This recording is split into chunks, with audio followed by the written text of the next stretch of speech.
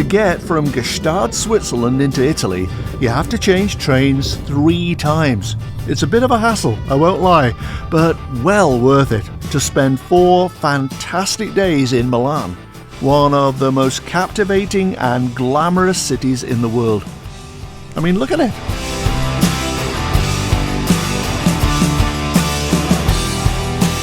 This is tumultuous. It's as if some force has been unleashed here, and everybody from all over the world has descended on the cathedral in Milan. I wanted to go in today, and I couldn't get through because of the security, so I may try tomorrow. But luckily my hotel is just around the corner here from the cathedral. I didn't know that when I booked it, by the way, but it's very convenient. Right up the street is the local Starbucks. This is Milan. Of course that's a Starbucks. And this is the Apple Store. More specifically, the Apple Store is located directly underneath the fancy fountain. What you learn within a very short while of getting here is that Italians cannot make anything easy. Everything has to be twice as complicated as it is anywhere else. I just went to the Duomo to try and get in, and you have to buy a ticket to get into the church. You got to buy it online. You go to the website and it doesn't load.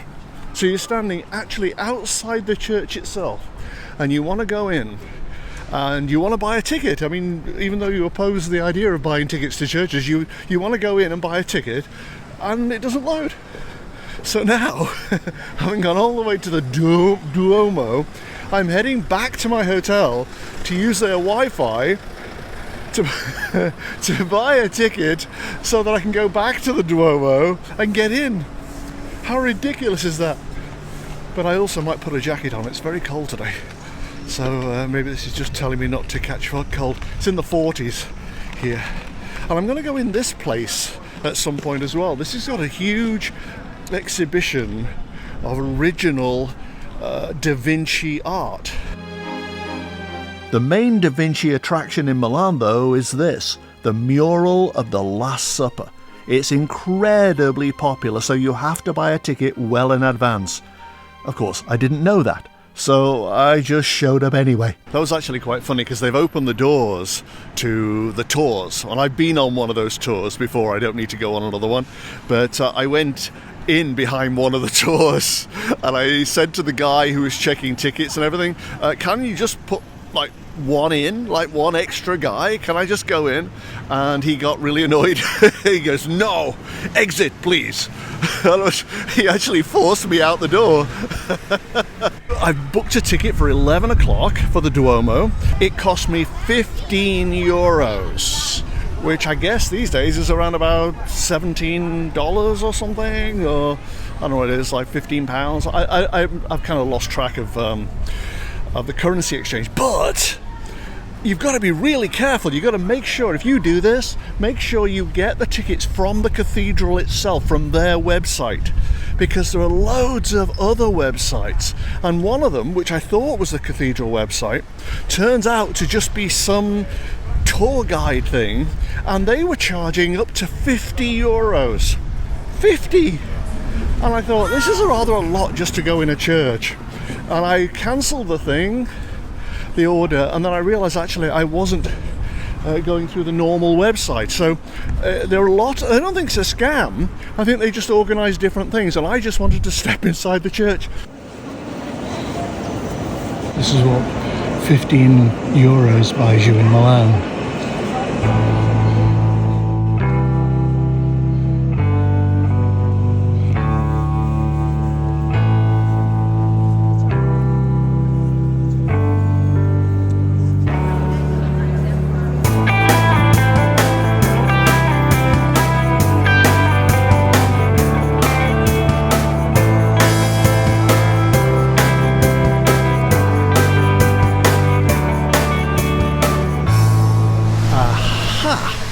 I have just made a discovery.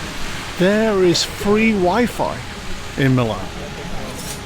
The whole city, or at least the most important parts, are covered by free Wi-Fi. So all you got to do is just log on to the the Milano city website, and it's yours.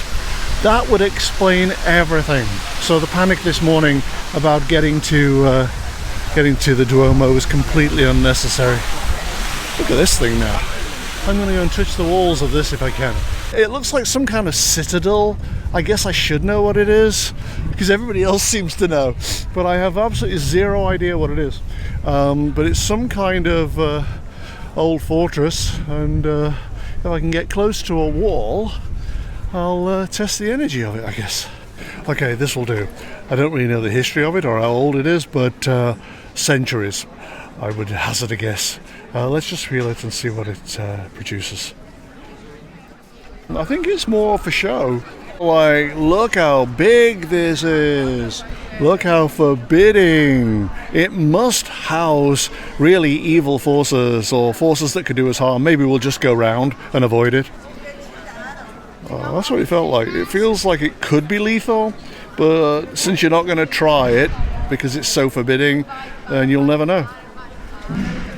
It was designed to make people go, I don't think we'll attack this today. Let's go and attack somewhere else. As fascinating as it is, this place, I wasn't even coming here. I just saw it on the side of the road, and it's absolutely huge, but it's like, oh, I'll go and look at that then. But really, this wasn't where I was coming. I'd forgotten temporarily that Milan is one of the fashion capitals of the world. And you know that instantly you get here, because I've never seen, first of all, such a concentration of beautiful people. I mean, really breathtakingly beautiful. Ordinary people will walk past you, and in any other country they would be models. Maybe they are models, I don't know, but honestly, I have never seen in such a short time such a concentration of beautiful people. It's staggering. And also, they're wearing beautiful clothes. But here, it's not confined to model types. Everybody's aware, conscious of how they look, how they dress, the way their hair is parted. It's so deliberate, everything. Even little kids being dragged to the supermarket by their mother, they have a look that is designed. Their hair is parted a certain way or cut a certain way. Their clothes are just immaculate. It's staggering to me. They must spend a fortune on every aspect of their look. It's amazing. And yet, for all the effort they put in to their external appearance, virtually every single person here smokes or vapes. It's like, I can see how beautiful you are on the outside, but who knows what you're doing to yourself on the inside. And I can see also that tattoos are quite a thing here, like they are, I suppose, in America and so on. It's funny that tattoos used to be a sign of rebellion, like you wanted to be noticed for being different, and now they're a sign of utter conformity. I am a complete rebel for the first time in my life, because I refuse to get a tattoo. Everybody else has a tattoo. One of the things I love doing when I'm traveling is walking in through open doors. I mean, it can get you arrested in some places, I suppose, but it can also provide you with amazing surprises.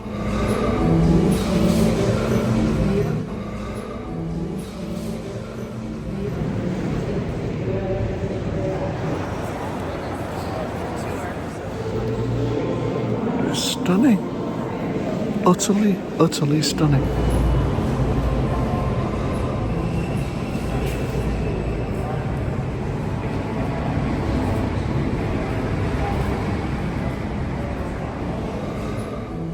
Apparently back in the day, and I'm talking about like 2,000 years ago, Milan used to be called Mediolanum. It was a Roman city. And in the centre of town now they have this archaeological museum, which costs money to get in. I'm not really in the mood to go around an archaeological museum, frankly, but outside they have these exhibits which are legitimate, and they date back to like 1 BC. So I thought that I would just touch one and see what we came up with. What about this? This here is a sarcophagus dating back to the 4th century, I think. So let's touch this and see what happens. This has an energy to it of a vibration, of jumping up and down. So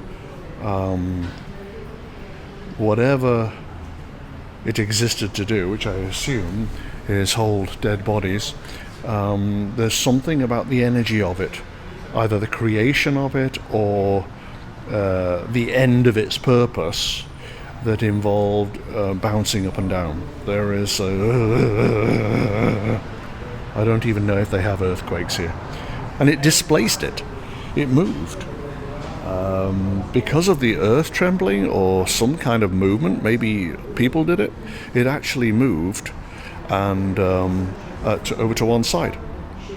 So it bounced up and down and moved over to one side, and that's how it was displaced.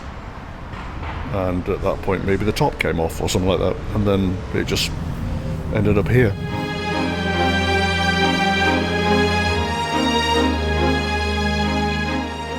I've inadvertently wandered onto the campus of Milan University. I would love to have come here as a student and spent a year in Milan when I was a kid. I mean, look at it, it's just dazzling. Yeah, I don't know. If I have regrets, it's about not being more spunky when I was young. And I came from a family that was not blessed with self-confidence at any level, and it took me years to get over that. So unfortunately, I never had the courage to do something bold and crazy like come to Milan to study. But boy, would I have loved this. These kids are so lucky.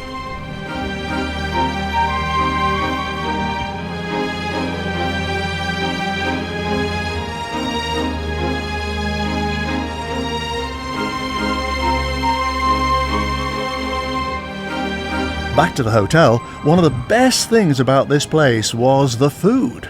From free muffins in the lobby, to a complimentary slab of chocolate they leave by your bedside, to the breakfast buffet that seemed to extend into infinity. It is breakfast time. There's only me here, as you can see. It means no idle conversations or chit-chat, which I don't do in life anyway. I'm not a gossiper or a chit-chatter. And so I avoid all of that. I avoid the questions like, so what do you do then? Which I really don't like. What am I going to say? I touch churches and feel the power of God in the pillars. I can use the energy of a political moment to forecast the future. It's something like that, There's also nobody saying to me, so what do you think of Trump then? It's like, oh, shut up. This is my room. Not lavish, but very comfortable and eccentrically Italian in some ways. The closet here, it's just curtains. I came back yesterday and there were 5 men standing in here. Since none of them spoke English, I still have no idea why. Another open door I walked through belonged to this church. The result was not as pleasant as I'd hoped.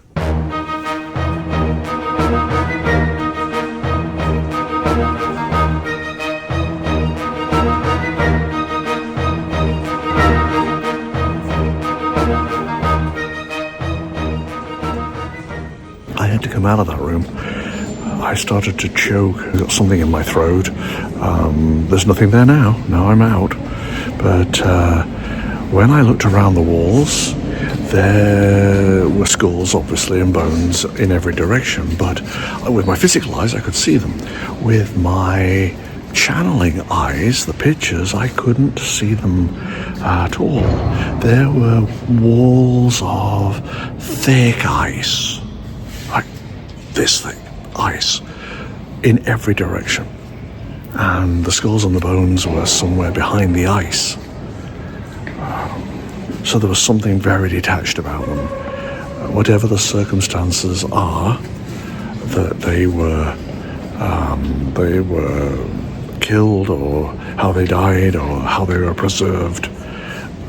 It bore no relationship whatsoever to today. To us, they were unreachable. I don't know why that would be, but it was just ice.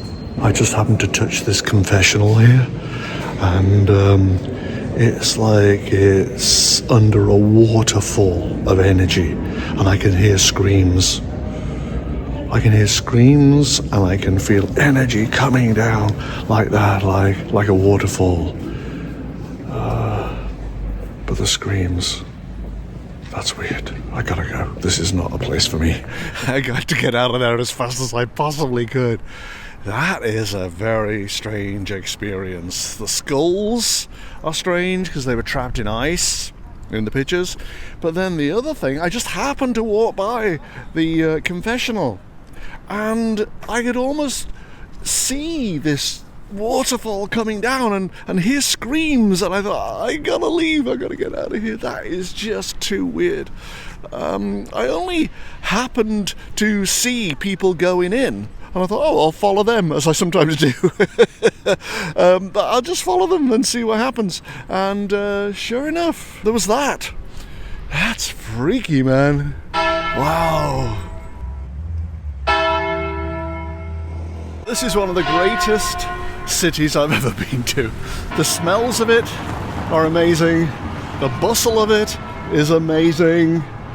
The smells of the people, incidentally, talking about smells, they wear scents, perfumes and colognes and stuff. They wear them, but they're not like the cheapo nonsense you often smell on people. They're really sophisticated and probably cost a lot of money. I suspect that they do a lot of that to cover up the smell of the smoking. You have to douse yourself in cologne just to hide the smell of the tobacco. But other than that, I mean, it's what do I say? The food has been fantastic. There's not much variety, I would say. If you go into a restaurant, they will offer pizza or pasta and a few other things that are identical. So you end up having pasta at least once a day. That has been a bit of a drag because of my food allergies and stuff. As you can see, I'm finally coming out in zits and things because I've just had too much of the stuff that my body can't take. But I really can't recommend it enough. But again, it depends on the kind of person you are. If you don't like bustle and you don't like noise and you don't like the squeak and the rattle and the bang of thin little trams as they go up and down the street, it feels a bit like a model railway. But if you don't like any of that, then this isn't for you. But honestly, no, I've fallen in love with Milan.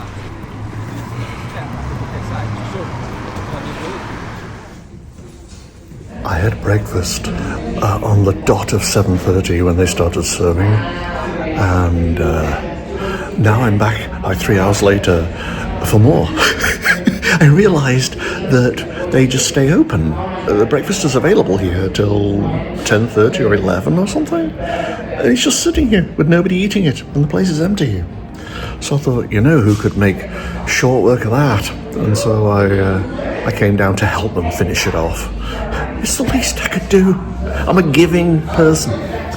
Italians tend to drink cappuccino in the morning with their breakfast, and then they switch to wine. I've been lectured twice while I've been here, in a benign way, about the fact that I shouldn't really be having a cappuccino at lunchtime. I have no such rules. I'm a rebel, remember? I don't have tattoos. So I try now to switch from a milky coffee in the morning, and I'm allergic to milk anyway, so that's probably a good thing, straight on to wine by late morning. They don't speak English here, I've found. I mean, a little bit. I mean, why should they? It's their country. They can do what they want. But that makes it a little difficult if you have no idea of any Italian words. People in the hotels speak English a little bit, so that's been fine. But all too often, I've had to resort to the international language of shouting and pointing, which is always my fallback. I want that! Give me one of those! And if they still don't understand, well, you just shout louder. This, I believe, is Via Dante in the center of Milan. It's just a street full of restaurants. And I bet you I could walk down here and there's not one restaurant that serves food I can eat. One of the ways that Milan could up its game and be different from every other city is if the restaurants came up with dishes that didn't contain cheese. Just have like meat or fish, have vegetables, have potatoes, and that's it. That's the end of it. And you go into a restaurant and you ask for something like that and they go, yes, but we have that. Look, we have meat and potatoes and vegetables. And I say, yeah, but it's got a cheesy sauce on it. And they go, well, yes, you need the flavor of cheese. And it's like, oh, no, you don't. I really think if I had more time here, I could educate everybody in this city. Webinars or leaflets. I haven't decided what yet, but it's like something that gets these people. Stop smoking. It's not a form of nutrition, and the form of nutrition you have doesn't have to include cheese. That will be my message to the world.